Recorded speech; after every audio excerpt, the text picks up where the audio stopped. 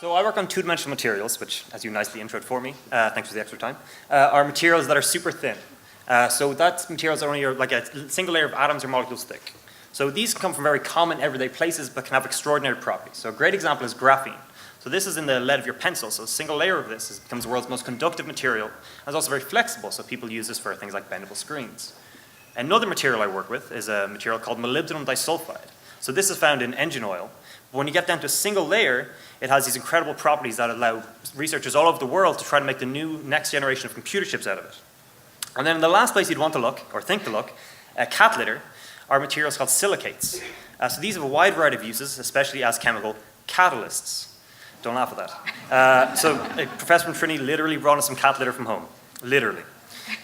So the problem with these materials is to see exactly what we're making. So they're very, very thin. So the problem is you can make them and test them, but to know exactly what you're testing or looking at is quite difficult. So being scientists, the first thing you think we would do was we'd take our nice pile of cat litter and we'd get a microscope and look at it. So to do this, we need very big, very powerful, very expensive microscopes.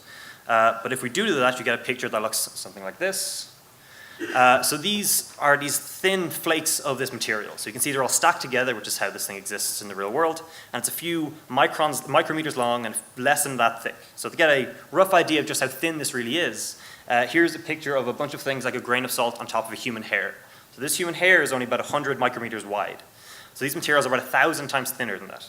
So that picture shows us what it looks like, but we don't know what it is.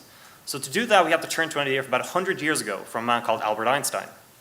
So what Einstein discovered, one of his Nobel Prize was so revolutionary, not as E equals mc squared or as relativity, it was the photoelectric effect.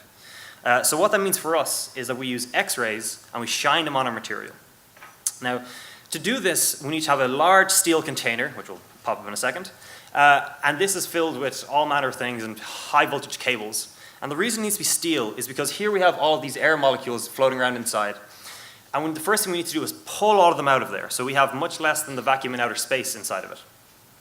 And the reason we do this is because the first thing we do is we fire X-rays from our X-ray gun at our sample. And unlike if you're getting an X-ray of your hand or of a broken bone, we're not looking at what goes through the sample. We're looking at what comes off. And this is what Einstein discovered. So as these X-rays are bouncing around, they cause all the individual atoms to emit these particles.